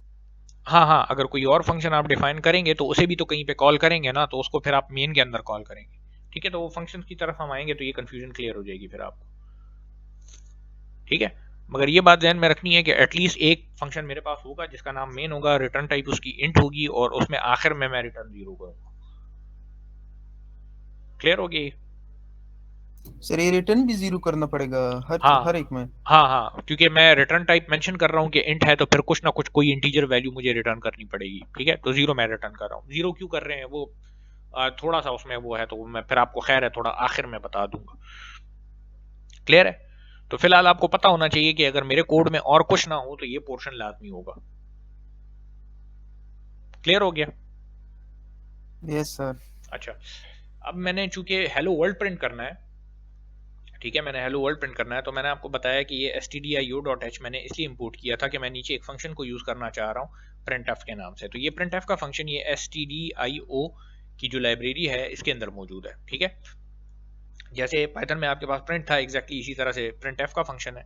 ठीक है, फंक्शन कैसे पता लग रहा है कि फंक्शन है, क्योंकि आपके पास पैरेंथेसिस लगी हुई है इसके बाद, और इसको पैरामीटर में एक वैल्यू भेज रहे हैं जिसमें हम लिख रहे हैं हेलो वर्ल्ड। ठीक है, तो ये क्या करेगा कि इसको प्रिंट करेगा। तो यहाँ तक कोई कंफ्यूजन है? ठीक है, और स्टेटमेंट को यहाँ पे एंड करने के लिए पाइथन में हम स्टेटमेंट को एंड करने के लिए कुछ नहीं लिखते थे, इधर आपको सेमीकोलन देना पड़ता है। ठीक है, और यहाँ पे देखें फंक्शन की जो बॉडी है, चूंकि अब यहाँ पे कोलन नहीं लग रहा, ठीक है, कोलन नहीं लग रहा, और दूसरी बात ये कि इधर इंडेंटेशन करना भी जरूरी नहीं है, कि अगर मैं इधर जाता हूँ और इसको ऐसे कर लेता हूँ तो भी कोई प्रॉब्लम नहीं है, क्योंकि फंक्शन का स्टार्टिंग और एंडिंग पॉइंट फंक्शन की बॉडी आपके पास ये देख लें, यहाँ पे ये जो कर्ली ब्रेसेस हैं इससे रिप्रेजेंट होती है। ठीक है, तो इंडेंटेशन से कोई फर्क नहीं पड़ता, मगर अच्छी बात है कि आप करें। ठीक है, उससे कोड आपका क्लीन हो जाता है, इतना आपको अंदाजा हो गया होगा। ठीक है, तो C++ में इंडेंटेशन से कोई प्रॉब्लम नहीं होती। यहाँ पे अब आप देखें आपके पास जो है, तो ये जो कर्ली ब्रेसेस हैं ये बता रही हैं कि इंट मेन जो है वो इधर से स्टार्ट हो रहा है और यहाँ पे जाके एंड हो रहा है। ठीक है, तो इधर तक कोई कंफ्यूजन है तो पूछ ले, नहीं है तो मैं इसको रन करके आपको दिखाता हूँ। सर ये केस सेंसिटिव है या सेंसिटिव नहीं है? ये केस सेंसिटिव है, जिस तरह पाइथन केस सेंसिटिव था एग्जैक्टली इसी तरह से ये भी केस सेंसिटिव है। मैं मतलब अगर इंट का आई कैपिटल लिखूंगा तो उसका कुछ और मतलब है, मैं रिटर्न का आर कैपिटल लिखूंगा तो उसका कुछ और मतलब होगा। सर ये प्रिंट एफ का समझ नहीं आया सर, ये एफ क्यों लिखते हैं साथ इसके साथ? अच्छा देखें, सबसे पहली बात तो ये है कि बिल्ट इन फंक्शन है। ठीक है, तो मैंने जो है तो मतलब डिफाइन नहीं किया हुआ, इसका मतलब ये है पहले से मौजूद है। एफ का अपना कोई स्पेसिफिक मतलब है इसमें, ठीक है, मगर उसकी डिटेल में जाने की जरूरत नहीं है। पहले से फंक्शन मौजूद है ना प्रिंट एफ के नाम से, मुझे पता है कि प्रिंट एफ से जो है तो मुझे चीज प्रिंट करके देगा, तो इसको हम सिर्फ यूज कर रहे हैं। ठीक है, एफ का अपना इसमें एक मकसद है, ठीक है, मगर अभी बताने का उसका वो नहीं है, आप फर्दर कंफ्यूज होंगे उससे। सर अगर इसमें सिर्फ प्रिंट लिख लें हेलो वर्ल्ड लिखें, एफ ना लिखें, फिर प्रिंट नहीं है मौजूद इसमें, लाजमी बात है वो फंक्शन नहीं है तो नहीं होगा। अब मैं पाइथन में अगर प्रिंट की जगह आउटपुट लिख दूंगा तो आउटपुट ज्यादा सेंस बनाता है, मगर वहां पे आउटपुट का फंक्शन नहीं है तो नहीं करेगा काम। ठीक है सर, सही है सर। यानी प्रिंट के लिए stdio का लाइब्रेरी जो है सर वो इंक्लूड करना जरूरी है, वो इंक्लूड करना जरूरी है। ठीक है, ये क्लियर है? मैं रन कर लूं इसे? ये सर रन कर लें। अच्छा, इसे मैं रन करता हूं। मैं आया इधर, ये देखें बिल्ड का जो ये मेन्यू है इस पर मैंने ऊपर क्लिक किया और यहाँ पे देखें बिल्ड एंड रन। ठीक है, यहाँ पे ऐसे होता है कि आपको पहले अपना कोड कंपाइल करना पड़ता है फिर रन करना पड़ता है। ठीक है, सबसे पहले अपना कोड कंपाइल करते हैं, उससे आपके पास एक फाइल आती है, उस फाइल को फिर आप रन करते हैं। ठीक है, तो इसीलिए हम क्या कर रहे हैं, बिल्ड एंड रन कर रहे हैं, ताकि ये जो कोड हमने लिखा है ये पहले बिल्ड हो, मतलब कंपाइल हो, और उसके बाद रन हो। तो बिल्ड एंड रन पे मैंने क्लिक किया, ठीक है, और इसने यहाँ पे देखें ये एक छोटा सा मुझे कमांड प्रॉम्प्ट खोल के दे दी है। लिनक्स पे करेंगे तो उसमें भी खोल के दे देगा, और देख लें ये बिल्कुल टॉप पे मुझे आउटपुट दिखा रहा है। ठीक है, आउटपुट दिखा रहा है, आपको बता रहा है कि हेलो वर्ल्ड, और नीचे कुछ एक्स्ट्रा चीजें दिखा रहा है, कहता है प्रोसेस रिटर्न 0, तो वो 0 जो हमने रिटर्न किया था तो वो इसे मिला है, और कितने टाइम में ये एग्जीक्यूट हुआ है वो दिखा रहा है। ठीक है, तो अगर आप कोई और वो यूज कर रहे हो, आईडी यूज कर रहे हो, तो मे बी ये 2 लाइनें आपके पास ना हो। ठीक है, हमारे केस में इसकी कोई सिग्निफिकेंस भी नहीं है, आपके पास प्रोग्राम का आउटपुट ही है। ठीक है, तो इधर तक अगर किसी का कोई सवाल है तो आप पूछें, वरना तो हम कंटिन्यू करते हैं, आगे जाते हैं। ठीक है, कोई क्वेश्चन है यहाँ तक किसी का? सर ये सर जुपिटर प्रिंट नोटबुक और पे नहीं हो रिटर्न की सकता? स्टेटमेंट दोनों एक साथ एग्जीक्यूट हो जाती है? क्या चीज? सर प्रिंट और रिटर्न की जो दो स्टेटमेंट्स हैं ये दोनों एक साथ एग्जीक्यूट हो जाती हैं मतलब? एक साथ एग्जीक्यूट होने से आपका क्या मतलब है?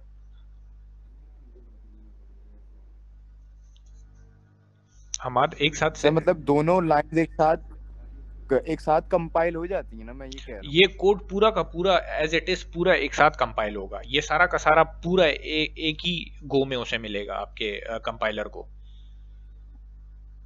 तो मतलब हम लोग पाइथन में प्रिंट बहुत कम जगह पे कराते थे, रिटर्न ऑलमोस्ट ज्यादा जगह पे कराते थे, और बहुत कम जगह पे साथ कराते थे। एक मिनट ये प्रिंट और रिटर्न की स्टेटमेंट एक साथ है। बात सुने, यहाँ पे चूंकि फंक्शन एंड हो रहा है तो मैं रिटर्न 0 सिर्फ इस वजह से लिख रहा हूँ क्योंकि ऊपर मैंने इंट मेंशन किया हुआ है। ठीक है, क्या मेंशन किया हुआ है कि इंट है, सिर्फ इसकी वजह से रिटर्न 0 कर रहा हूँ। ये फंक्शन कहीं पे कॉल नहीं होगा, ये ऑटोमेटिकली कॉल होता है। ठीक है, ये वाला फंक्शन आप कॉल नहीं करते, ये ऑटोमेटिकली कॉल होता है। तो हम बेसिकली वो जो वहां पे ओपन में ग्लोबल स्कोप में जो कोड लिखते थे ना, तो वो यहाँ पे हम मेन में लिखेंगे। ओके ओके ओके, ठीक है। तलहा आप ये जो चीज पूछ रहे हैं तो इसकी तरफ मैं आऊंगा। अच्छा,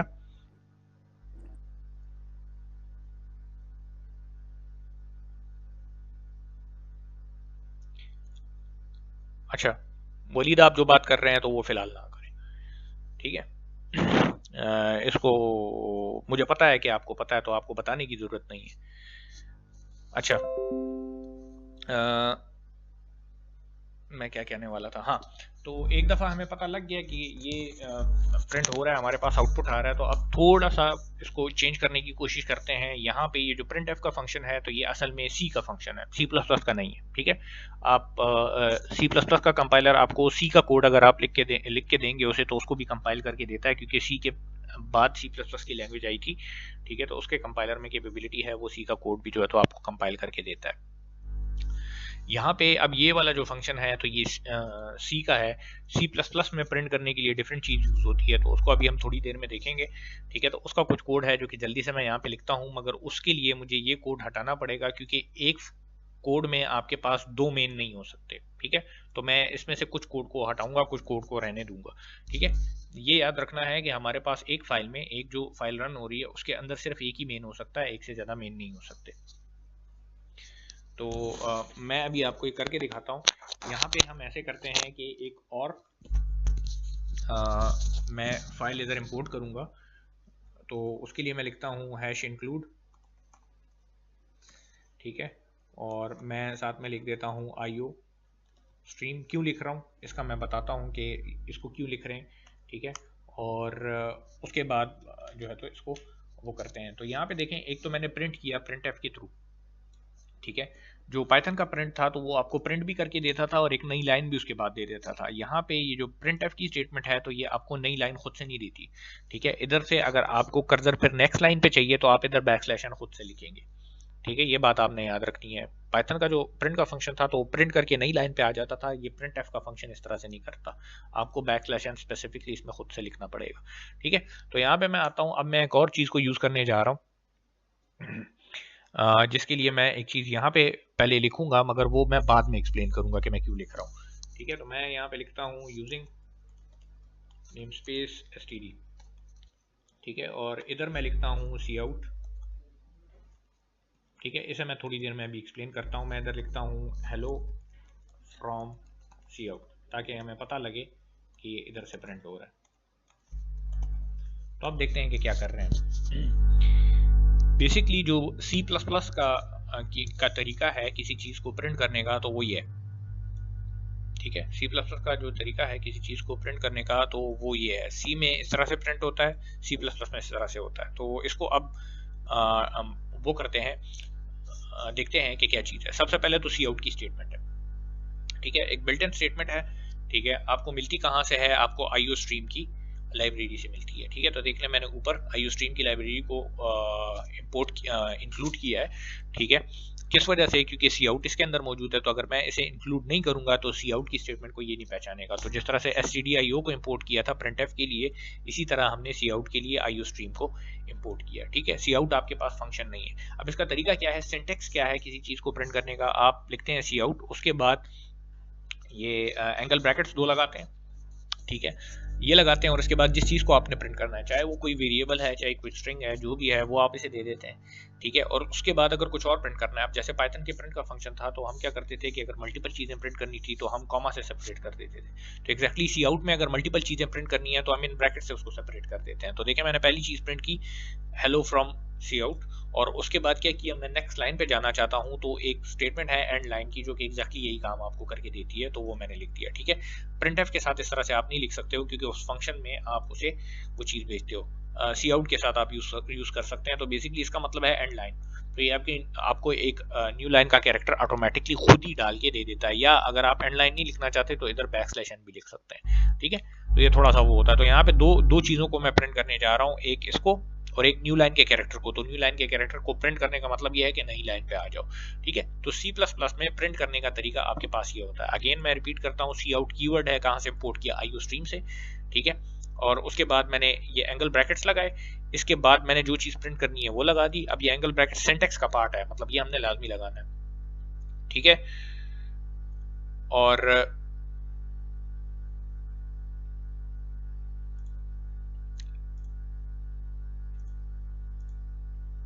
अच्छा, इसके बाद हमने क्या किया, जो चीज़ हमने प्रिंट करनी है वो मैंने लगा दी। ठीक है, और उसके बाद एक और चीज़ मैंने प्रिंट करनी है, तो मैंने फिर जो है तो ये एंगल ब्रैकेट्स 2 लगाए और उसके बाद वो लिख दिया, और स्टेटमेंट को एंड करने के लिए सेमीकोलन लगा दिए। ठीक है, अच्छा अब एक सवाल ये दरमियान में आ जाता है कि ये सी आउट तो चले हमें मिल गया iostream के अंदर, तो ये लिखने की क्या जरूरत थी, ये लाइन लिखने की क्या जरूरत है। ठीक है, iostream में ये जो सी आउट है तो ये इस फॉर्म में लिखा जाता है, ये std सी आउट। ठीक है, आपको इस फॉर्म में मिलता है। अब ये std क्या चीज़ है, ये बेसिकली एक नेम स्पेस है। आप कह सकते हैं कि एक डब्बा है जिसके अंदर ये सी आउट मौजूद है। ठीक है, iostream के अंदर एक और डब्बा है std के नाम से, जिसके अंदर सी आउट मौजूद है। तो बेसिकली अगर आप फर्ज करें ये यूजिंग नेम स्पेस std नहीं लिखेंगे यहाँ पे, तो आपको हर जगह पे सी आउट लिखने के लिए इस तरह से मेंशन करना पड़ेगा। ठीक है, मतलब हर दफा इसके साथ ये std लिखना पड़ेगा। तो इस चीज़ से बचने के लिए हम क्या करते हैं कि इसे कहते हैं कि तुम std को यूज करो। तो उसका सिंटेक्स ये है, आप कहते हैं using name space. Name space क्या चीज़ है, ये असल में ये std एक नेम स्पेस है। तो ये आगे यूजुअली आपको ऑब्जेक्ट ओरिएंटेड प्रोग्रामिंग के कोर्स में पढ़ा दिया जाता है कि नेम स्पेसेस डिफाइन कैसे होते हैं या किस तरह से होते हैं। अभी के लिए आप ये समझे, क्योंकि iostream के अंदर std के अंदर ये सी आउट है।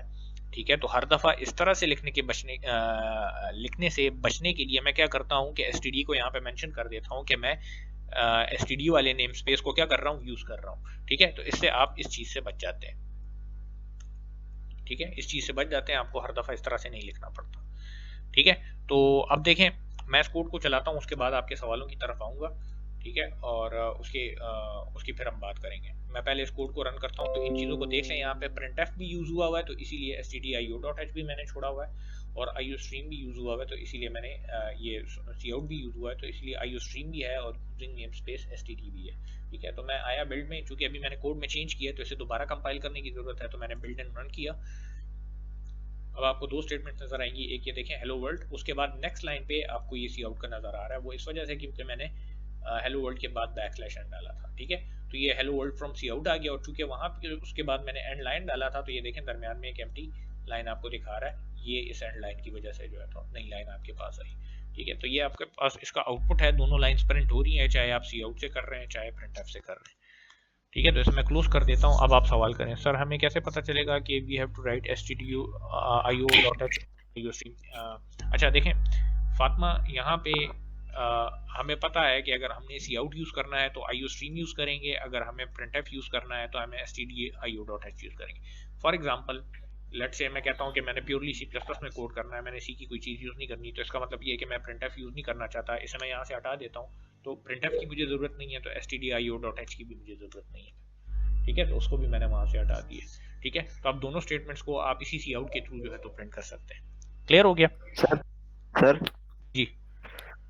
ये दोनों फंक्शन करते हैं प्रिंट, सही है सर। तो हम इसके लिए दो क्यों फंक्शंस बनाए हैं, एक से तो कर सकते हैं प्रिंट, तो सी आउट और इसमें कोई फर्क है कि नहीं प्रिंट एफ? देखें, एक तो सबसे पहली बात ये कि एक फंक्शन है और एक दूसरी चीज़ है, ठीक है। दूसरी क्या चीज़ है उसको डिस्कस नहीं करते हैं, मगर एटलीस्ट आपको नजर आ रहा है कि कोड को प्रिंट कर रहा है, ठीक है। दूसरी बात ये कि प्रिंट एफ था सी में, ठीक है। तो सी की सारी चीज़ें सी प्लस प्लस में है, मतलब इन अ सेंस है, मौजूद है, ठीक है। तो इसीलिए प्रिंट एफ की ऑप्शन अभी भी आपके पास मौजूद है, मगर उसमें कुछ चीज़ें ऐसी हैं जो कि आप कह सकते हैं कि सही तरीके से नहीं है, ठीक है, या थोड़ा मुश्किल से होता है। तो इस वजह से सी आउट जो है तो सी प्लस प्लस में इंट्रोड्यूस कराया गया था, ठीक है। तो इसके थ्रू जो है तो बड़ी आसानी से आप मतलब किसी चीज़ को प्रिंट करना चाहते हैं तो प्रिंट कर सकते हैं। सिंटैक्स समझने में भी कोई इतना बड़ा मसला नहीं होता।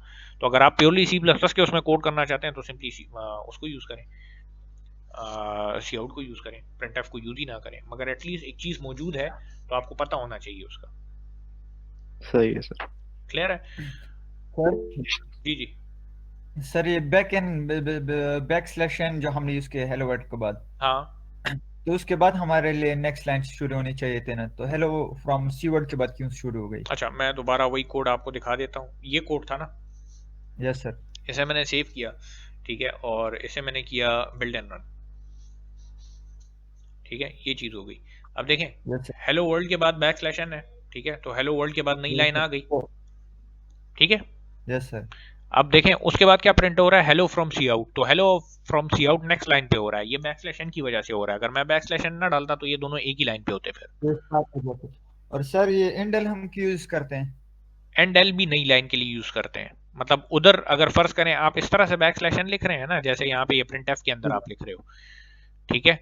तो सी आउट में आपको इस तरह से नहीं लिखना पड़ता, आप एंड लाइन लिख के कर सकते हैं। तो सर एंडल में फिर स्पेस भी नेक्स्ट लाइन फिर स्पेस ही होगा, फिर उसके बाद थर्ड स्टेप आएगा। हाँ, अब इसके बाद अगर मैं कुछ प्रिंट करता हूँ ना तो वो इसे अगली लाइन पे आएगा। इसे देखें, मैं ये प्रिंट एफ को कम्प्लीटली हटा देता हूँ, ठीक है। इसे मैंने हटा दिया, इसे भी मैंने हटा दिया। अब देखें, अगर इसके बाद मैंने कुछ प्रिंट करना है तो मैं नई सी आउट की स्टेटमेंट में भी कर सकता हूँ, इसी में भी कर सकता हूँ। देखें, अगर इसी में करना चाहता हूँ तो इस तरह से करूंगा, ठीक है। अब इसके बाद देखें मैंने एंड नहीं लगाया तो आपको खाली लाइन अब नजर नहीं आएगी।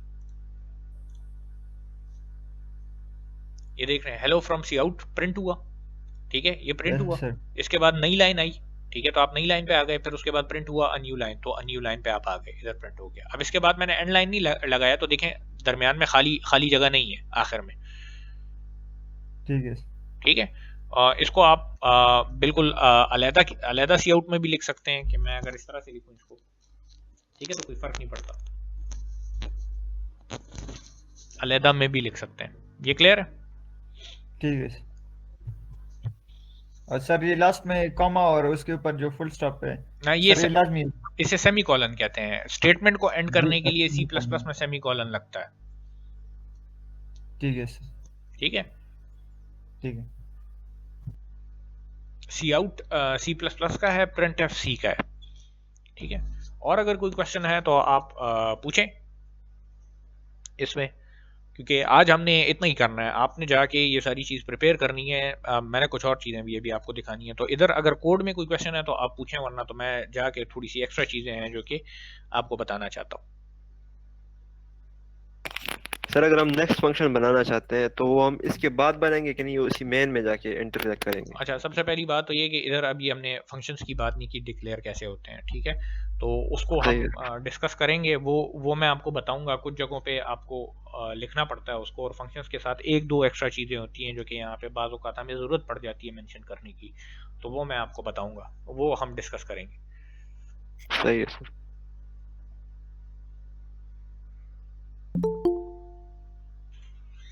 ठीक है, तो ये क्लियर है? सर ये प्रिंट एफ के साथ जब हम स्लैश एंड डालते हैं ना, सो एंडल के साथ नहीं होता है सर न्यू लाइन पे, प्रिंट एफ के साथ सर। वो यहाँ पे प्रिंट एफ में आप बैक स्लैश एन डालते हैं, उधर आपने देखा है स्ट्रिंग में आप लिखते हैं, तो वो स्ट्रिंग को इंटरप्रेट करते हुए नई लाइन पे आ जाता है। इधर उसके लिए स्पेसिफिक स्टेटमेंट मौजूद है एंड लाइन की, ठीक है। ये यूज नहीं हो सकती बैक स्लैश एन? नहीं, उधर ये यूज नहीं कर सकते। ठीक है सर।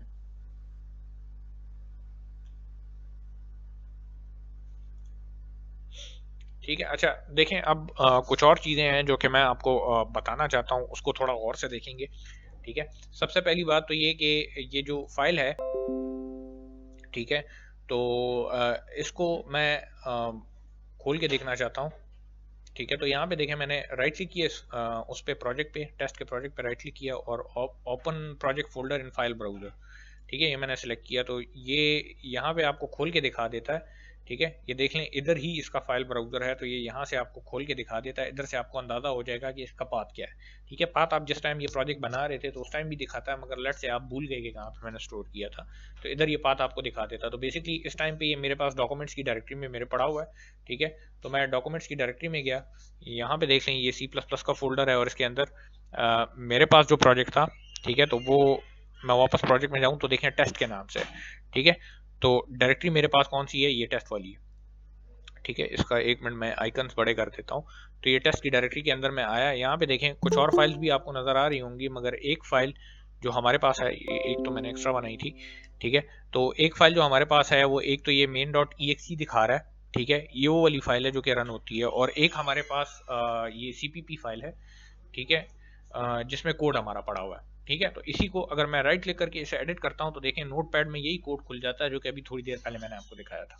ठीक है, तो इसका मतलब ये है कि ये कोड एग्जैक्टली इसी तरह से मैं नोटपैड में अगर लिख लूं और उसको .cpp की एक्सटेंशन के साथ स्टोर कर लूं तो उसको मैं खुद से रन कर सकता हूं। पाथ देखें ऊपर कौन सा है, मैं सी में हूं, यूजर्स में वकास अली जो यूजर नेम है मेरा, डॉक्यूमेंट्स के फोल्डर के अंदर CPP के अंदर टेस्ट के डायरेक्टरी में।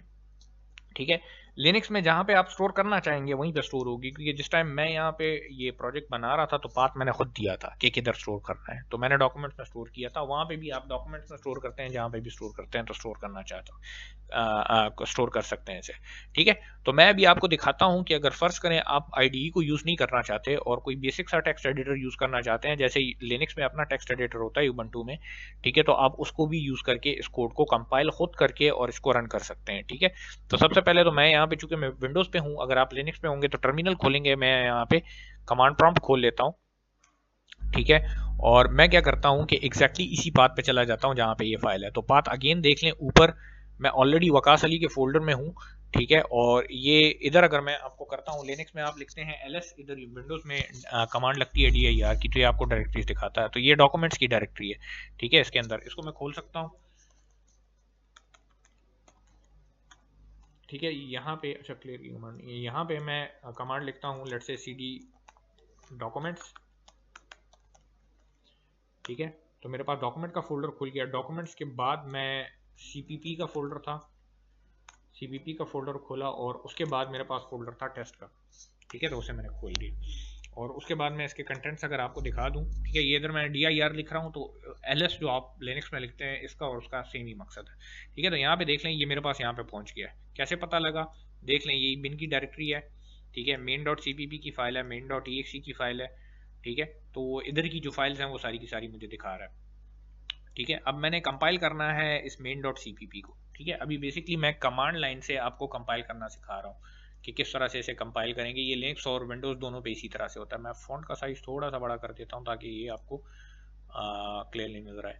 ठीक है, तो अब मैं इसे कंपाइल करने जाऊँगा। ठीक है, इस main.cpp को तो मैंने आपको शुरू में इसी लेक्चर के शुरू में यहाँ पे लिख के दिखाया था G++।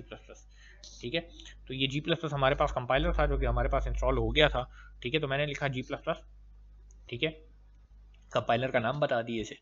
ठीक है, उसके बाद जो फाइल मैंने कंपाइल करनी है वो कौन सी थी, मेरे पास main.cpp थी। ठीक है, मैंने उसका नाम लिखा main.cpp। ठीक है, उसके बाद मैंने अब चूंकि इसे बताना है कि आउटपुट जो मेरी फाइल आएगी तो उसका क्या नाम रखना है। ठीक है, तो मैं इधर एक ऑप्शन टाइप करता हूँ -o। ये आप लोगों ने लैब में जब लिनक्स की कमांड पढ़ी थी तो उसमें आपने कहा था कि जब डैश लगता है तो साथ में ये आपके पास ऑप्शन होती है। अच्छा, तो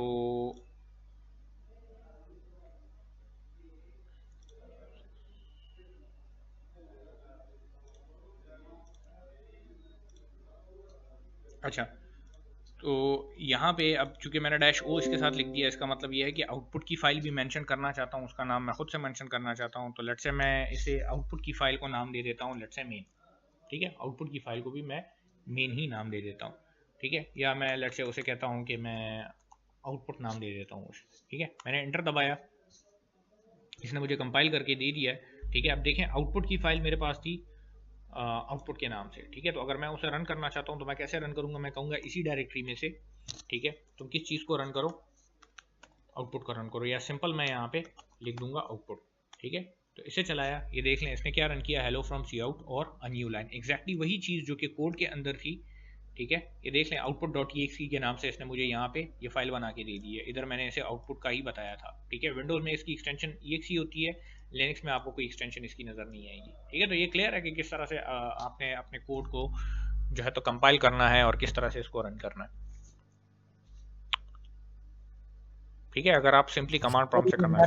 पॉइंट पे डैश ओ के पॉइंट पे समझ नहीं है क्या मतलब। अच्छा, डैश ओ का मतलब ये है कि मैं अगर फर्ज करें सिंपली देखें, मैं यही कोड आपको कंपाइल करके दिखाऊं इस तरह से इसके बगैर। ठीक है, तो एक मिनट, मैं ये आउटपुट की फाइल जो 2 बनी है इसे मैं डिलीट कर देता हूं ताकि हमें पता लगे कि यहाँ पे क्या आता है। इसे मैंने चलाया बगैर डैश ओ के। ठीक है, इसने कंपाइल कर दिया। अब ये जो आउटपुट की फाइल आपको बना के दे रहा है, तो देखें इसने ए के नाम से बना के दी है। शायद देख रहे हैं यहाँ पे? जी सर, जी सर। हाँ, तो अब अगर इधर 2-3 फाइलें पड़ी हुई हैं इसी फोल्डर में, 2-3 फाइलें पड़ी हुई हैं सीपीपी की एक्सटेंशन के साथ, जिसे मैंने कंपाइल करना है, तो सबको कंपाइल करूंगा तो उसकी जो आउटपुट आएगा तो वो ए के नाम से आएगा। तो सबसे आखिर में जो कंपाइल होगा तो उसका आउटपुट आपके पास आएगा, बाकी का नहीं होगा ना। अगर 3 फाइलें होंगी, मैं पहले इसको कंपाइल करता हूँ, लेट से फिर किसी और फाइल को कंपाइल करता हूँ, तो ये फाइल ओवरराइट होती जाएगी क्योंकि एक ही नाम से है। ठीक है, बात समझ में आ रही है ना?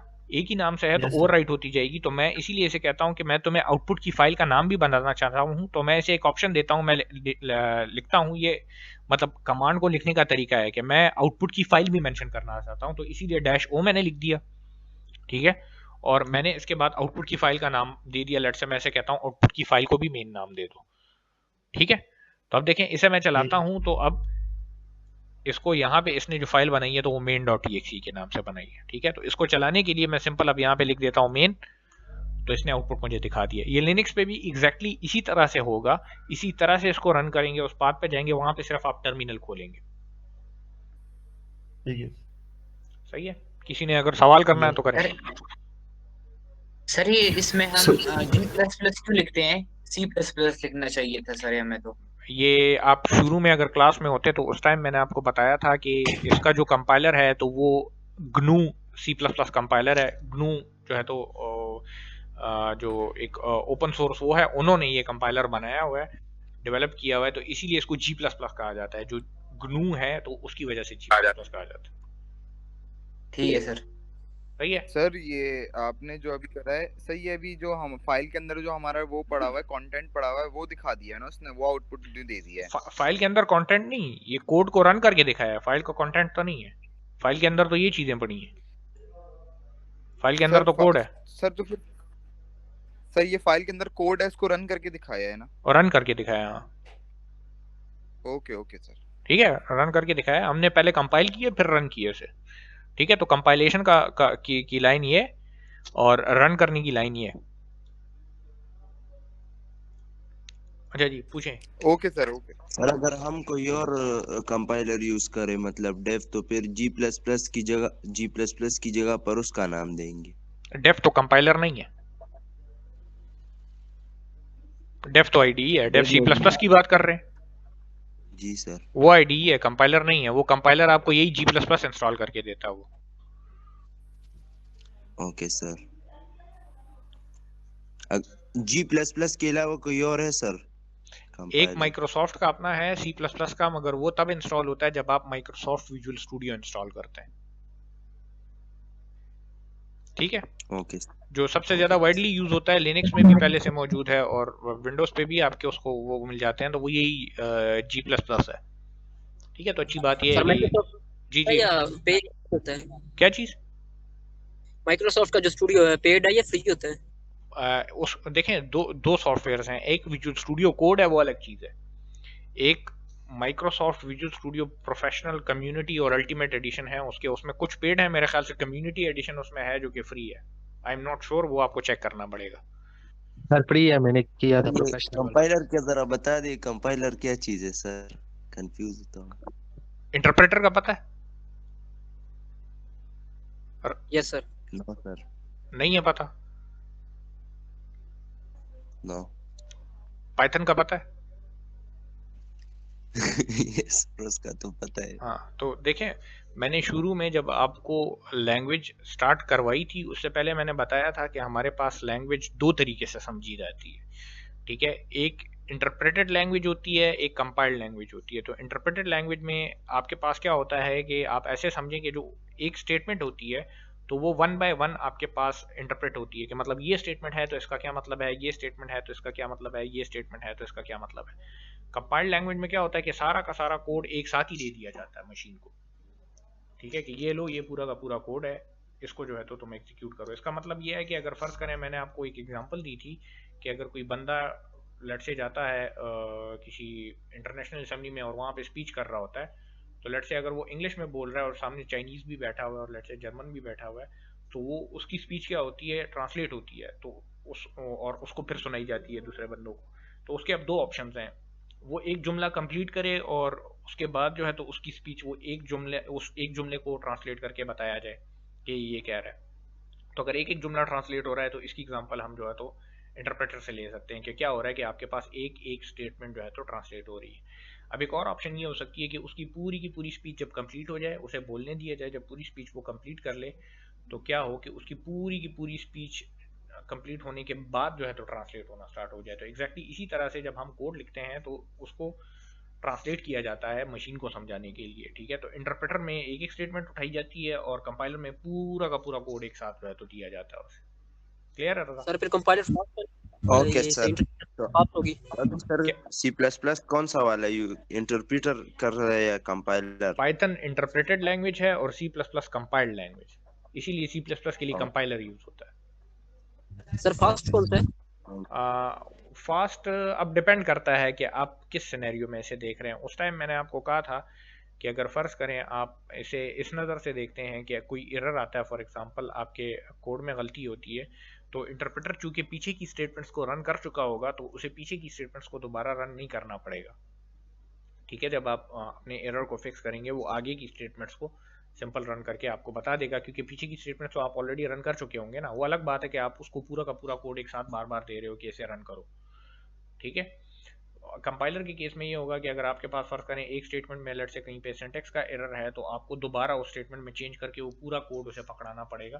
तो इस केस में आपके पास कंपाइलर स्लो होता है, ठीक है।